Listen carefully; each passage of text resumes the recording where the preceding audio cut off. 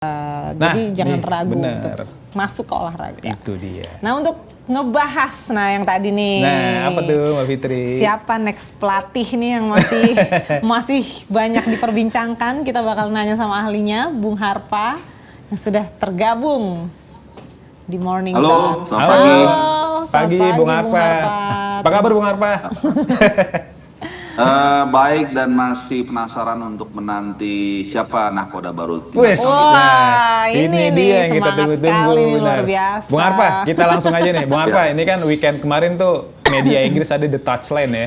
Dia bilang tuh Louis van Gaal bakal ngumumin konferensi pers atau akan menyampaikan berita besar di hari Senin 20 Oktober 2025. Terus di saat bersamaan ada jurnalis Spanyol nih Victor Catalina yang bilang tiba-tiba dia nge-tweet selamat datang Louis van Gaal plus bendera Indonesia. Jadi kan banyak media Indonesia tuh nyimpulin kalau apa pernyataan touchline itu tuh merupakan pengumuman bahwa Van Gaal akan menjadi pelatih timnas Indonesia. Cuma kan ini masih rumor. Kalau Bung Harpa sendiri sejauh mana sih informasi yang didapat Bung Harpa soal rumor tersebut gitu?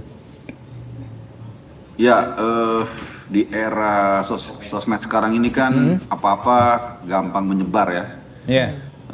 Dan unsur-unsur atau semangat jurnalistik itu kadang-kadang jadi agak terabaikan gitu. Ya, dibilang salah-salah, dibilang enggak juga. Nah, akhirnya tadi yang berawal dari cuitan salah seorang jurnalis senior Spanyol, Victor Catalina, ini menyeruak kemana-mana kan.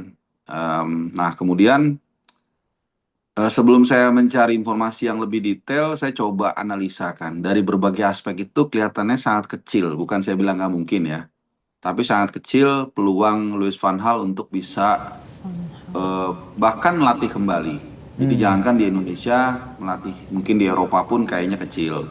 Ada beberapa hal, saya sudah beberapa kali juga menyampaikan dari faktor usia. Walaupun dibilang tua banget juga enggak, tapi juga udah nggak muda juga gitu. 74, 75. 74.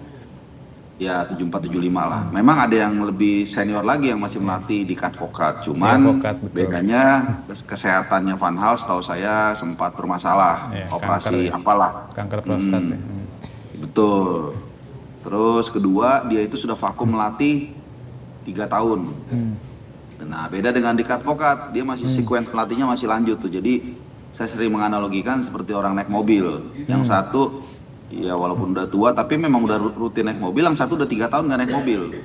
Nah, begitu disuruh naik mobil lagi kan pasti kagok kan. Bener. Apalagi Terus, ya apalagi kan Ya. Van Gaal juga nggak punya pengalaman ngelatih tim di Asia, Bung Harpa ya.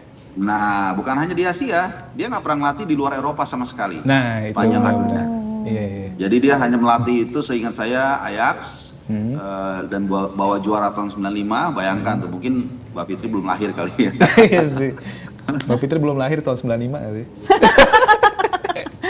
Nah, itu Louis van Gaal udah bawa Ajax juara Liga Champions, mengalahkan Milan. Kemudian melatih Barcelona, Bayern Munchen, dan Belanda 2 kali kalau nggak salah ya. Iya, Jadi betul. semuanya itu kalau kita lihat profilnya itu di Eropa. Bahkan Eropa Barat. Gitu. Jadi membayangkan terus tiba-tiba ujuk-ujuk di usia 75 disuruh merantau ke Indonesia itu bukannya nggak bisa ya, tapi agak kecil kemungkinannya. Jadi ya kemudian itu yang pertama. Jadi 1A, 1B, 1C sampai 1F tuh. Nah, yang kedua saya coba cari info-info ke rekan-rekan di sana lah di Eropa. Ada satu orang lah yang cukup kredibel. Dia bilang itu hanya rumor. Gitu, hanya rumor. Jadi dari semua atribut itu, satu lagi sama budgetnya juga kayaknya lumayan mahal ya. Nah. Setahu saya Louis van Gaal itu. Betul. Gitu. Jadi ya kecil lah kemungkinannya. Jadi ada yang mengatakan bahwa konferensi pers yang ingin kalau benar ya katanya itu malah lebih mungkin untuk kembali melatih Ajax. Saya juga nggak tahu. Tapi kalau buat saya sih kelihatannya ya sangat kecil lah kemungkinan melatih Indonesia itu, bukan tidak mungkin ya, gitu. Seperti itu. Oke, Bung Harpa. Selain Van Gaal kan juga ada nama Timur Kapadze dan Sintayong. Nah, menurut Bung Harpa nih, kalau dari gaya bermain, siapa yang paling cocok dengan karakter pemain Indonesia saat ini? Ya kalau kita lihat siapa yang paling cocok ya siapa yang paling sudah pernah kan, Sintayong. Iya. Iya, Iya, ya kan kita gini, belajar dari apa yang terjadi dengan blunder besar. Mungkin ini bisa tercatat dalam sejarah sebagai blunder terbesar PSSI ya dalam Yeah. menuju kepelatihan.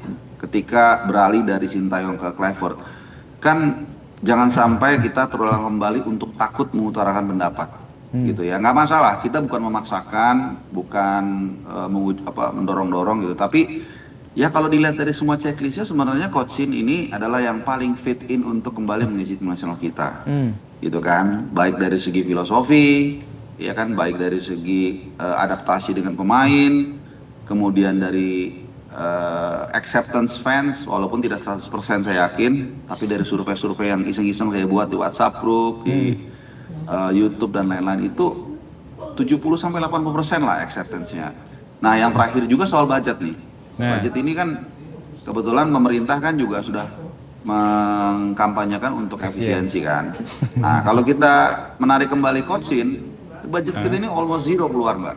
Karena kita masih ibaratnya masih mencicil gajinya dia. Jadi kalau dia balik lagi ya udah, kita teruskan saja yang cicilan selama ini sudah berjalan tanpa harus mengeluarkan budget tambahan untuk meng-hire pelatih baru. Dan meng-hire pelatih baru itu bukan hanya gaji loh, tapi juga ada signing fee yang nggak murah.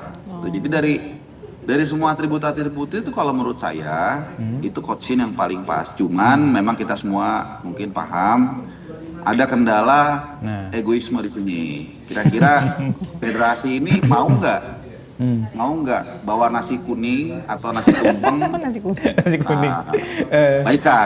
Baikan. Karena ada luka yang mungkin masih mengangas dikit kan dari pemecatan waktu itu. Apakah itu kemudian bisa diobati, direkonsiliasikan dari federasi nih? Kalau dari Sintayong sih kayaknya oke-oke aja ya. Mungkin dia udah sebagai contoh, karena gini, saya kasih tahu, saya share pengalaman saya dengan Coach Shin di Piala Asia U23. Waktu itu saya sempat bikin dia kesel lah, pertanyaan saya 2 pertanyaan. Itu sebelum kita lawan Korea Selatan. Kemudian di konferensi pers, jadi hari berikutnya, jadi 1 hari menjelang lawan Korea Selatan, itu saya pakai Google Translate. Gitu ya, saya sampaikan, saya bilang I do apologize for yesterday unpleasant questions. Oke, saya minta maaf lah gitu. Dan dia langsung kelihatan ini apa ya sudah gitu, orangnya gitu. Bahkan dia pernah ceritakan itu katanya di podcast mana gitu ya, ada wartawan Indonesia tuh bikin pertanyaan yang agak lumayan tajam, tapi dia minta maaf dan dia apresiatif. Bukan saya menaikkan saya, tapi saya mau cerita bahwa ya kalau sama dia ya saya nggak tahu apakah ini merepresentasi orang Korea. Ternyata kalau kita sudah katakanlah baikan lah gitu, mereka akan terima dan udah lupakan gitu. Jadi nah ini mungkin tantangannya apakah mungkin dari federasi mau iya dari federasi untuk mengulurkan tangan untuk demi tim nasional kita. Kalau memang itu dirasa pilihan yang tepat ya.